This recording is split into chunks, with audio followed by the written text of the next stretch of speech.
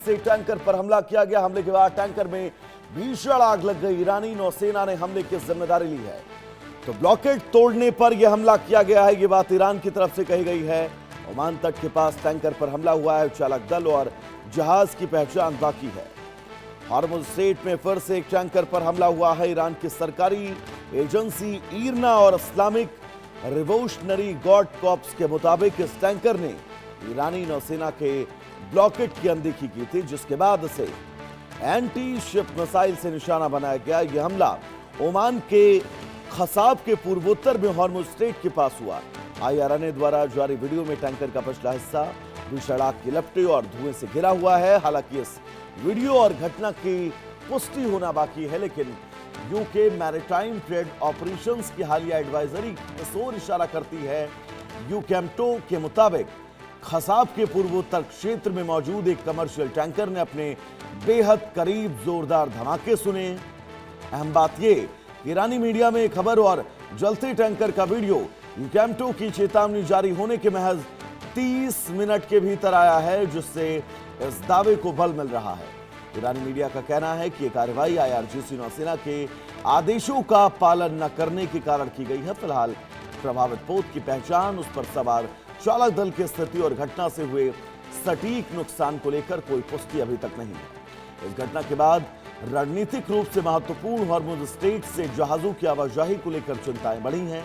यह हमला ऐसे समय में हुआ जब अमेरिका और ईरान के बीच फिर से बातचीत शुरू होने जा रही थी।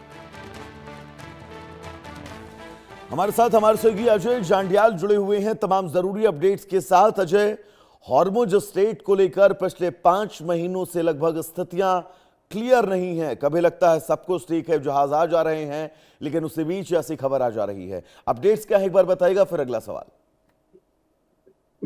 देखिए वैभव, बिल्कुल जब ट्रंप का बयान आता है कि अब हमला नहीं करेंगे, फिर लोगों को आस लगती है कि शायद अब चीजें बेहतर हो जाएंगी, मगर फिर स्ट्रेट ऑफ हॉर्मुज पे हमला होता है, फिर नुकसान होता है और चालक दल और जहाज के जो लोग हैं उनको नुकसान होता है। तो फिर यकीनन कहीं ना कहीं इस चीज को लेकर सवाल उठते हैं कि आखिरकार ये चल क्या रहा है।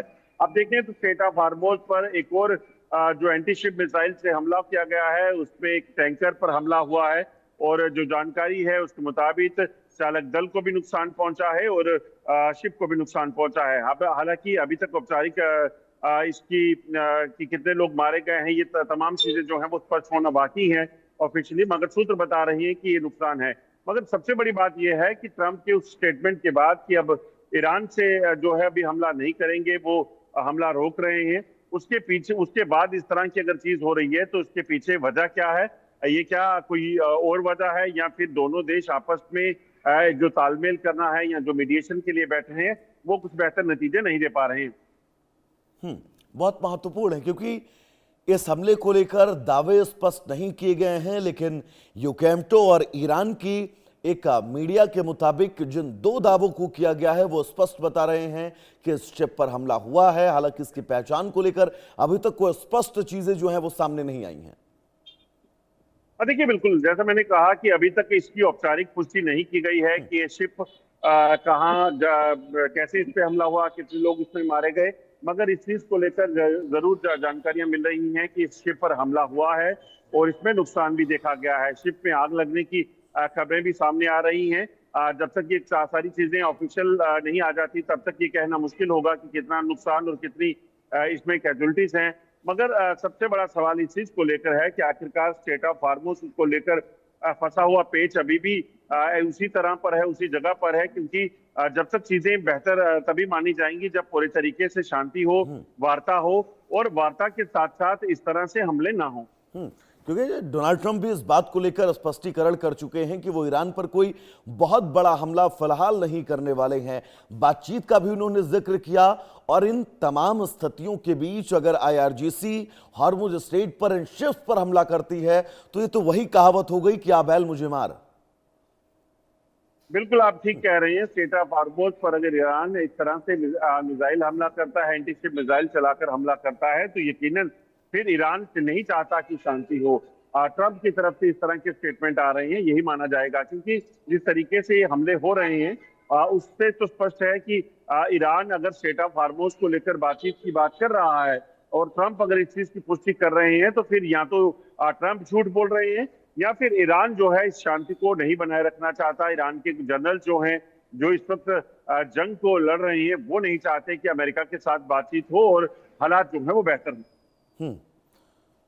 क्योंकि इससे पहले भी जो आप याद करिए, जब बातचीत हुई थी, दोनों देशों के डेलीगेशन पहुंचे थे स्विट्जरलैंड में और बातचीत के दरमियान 14 बिंदुओं का जिक्र हुआ था। उन 14 बिंदुओं में एक बाकायदा 60 दिन का टाइम फ्रेम बनाया गया था, लेकिन इस टाइम फ्रेम के बीच में ईरान ने हमले जारी रखे थे और यही वजह थी कि अमेरिका ने दोबारा से ईरान पर हमले शुरू कर दिए।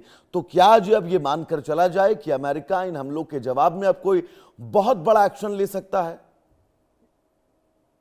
देखिए, सबसे बड़ी बात यह है कि अमेरिका ने हर बार, ट्रंप ने हर बार कहा कि वो बड़े हमले करेंगे। 2 दिन हमले होते हैं, फिर बात आती है कि अब मिडिल ईस्ट की कंट्री जो है वो शांति की बात कर रही हैं। इस बार भी ऐसा ही हुआ है। ट्रंप ने पहले कहा कि वो अपने हमलों को तेज करेंगे, फिर एक हवाला दिया गया कि मिडिल ईस्ट के जो देश हैं, खाड़ी देश जो हैं, उनने कहा है कि शांति जो है वो बनाई जाए, तो इसी को लेकर जो है वो अब हमला नहीं कर रहे हैं। तो ऐसे में अब ट्रंप क्या करना चाहते हैं, कैसे करना चाहते हैं, इसके पीछे की वजह क्या है, ये ट्रंप बेहतर बता सकते हैं। मगर इस युद्ध में, इस तरह की स्थिति से एक चीज बड़ी स्पष्ट है कि कहीं ना कहीं असमंजस की स्थिति जो है वो खाड़ी देशों में बनी हुई है कि आखिरकार ये चल क्या रहा है। और उससे भी ज्यादा चीजें जो है वो दुनिया जो इस जंग को देख रही है वो अलग जो तरीके से इसे देखने लगी है कि क्या वाकई में ये जंग जो है, ये जंग इस चीज को लेकर है कि दोनों देश एक दूसरे को नुकसान पहुंचाना चाहते हैं या फिर कोई और चीजें जो है इसमें चल रही है। क्योंकि आपको बताऊं, सोशल मीडिया पे कई सारी खबरें ऐसी हैं कि ट्रंप जब हमला करने की धमकी देते हैं, उसके बाद जो है जब वापस जानकारी देते हैं कि वो हमला नहीं करेंगे, ये तमाम जानकारियां महवर जो है वो अपने ट्रुथ मीडिया सोशल प्लेटफॉर्म जो है उसके जरिए देते हैं। और उन्होंने उनकी जो कंपनी है, उस कंपनी की सब्सक्रिप्शन दुनिया के ऐसे कई लोगों को दी है, जिसमें $1 लाख जो है वो लेते हैं उसकी सब्सक्रिप्शन का, जबकि ताकि ट्रंप जो भी अपनी स्टेटमेंट दें, कोई भी बयान जारी करें, उससे पहले वो उन लोगों को जिन्होंने सब्सक्राइब किया है उनको मिल जाए। तो ये कहीं पैसे का खेल तो नहीं, ये तमाम चीजें जो है उसको भी देखा जा रहा है। तमाम बहुत सारे बिंदु अजय हैं, लेकिन एक चीज जिस पर गौर करना होगा कि जब बेंजामिन नेतन्याहू और डोनाल्ड ट्रंप की अमेरिका में मुलाकात होती है, इन दोनों देशों के डेलीगेशन की आपस में बातचीत होती है, उस वक्त सिनेरियो ऐसा बन रहा था कि शायद आने वाले वक्त में बड़ा हमला हो, लेकिन इन हमलों के बीच डोनाल्ड ट्रंप शांति की बात करते हुए नजर आए और अब ईरान की तरफ से जवाबी कार्रवाई। छोटा सा जवाब, एक बार सवाल दोहराइएगा अजय। इन तमाम हमलों के बीच अब ये मानकर चला जाए कि स्थितियां आने वाले वक्त में अब बिगड़ने वाली हैं। देखिए, बिल्कुल, जब स्टेट ऑफ हार्मोज को की ही सबसे बड़ी लड़ाई अब बन चुका है, तो स्टेट ऑफ हार्मोज को अगर ईरान खोलने की बात करता है, ट्रंप इस पे बयान देते हैं और उसके बाद फिर अगर शिप पर हमला होता है, तो इसका मायने बड़े स्पष्ट हैं कि ये हालात जो है वो सुधरेंगे नहीं। क्योंकि अगर शिप पे हमला हुआ तो ट्रंप ने पहले कहा था कि वो ईरान के जो बड़े पावर, अजय बहुत बहुत माफी के साथ मैं आपको रोकना चाहूंगा, लौटूंगा आपके पास। इस बीच एक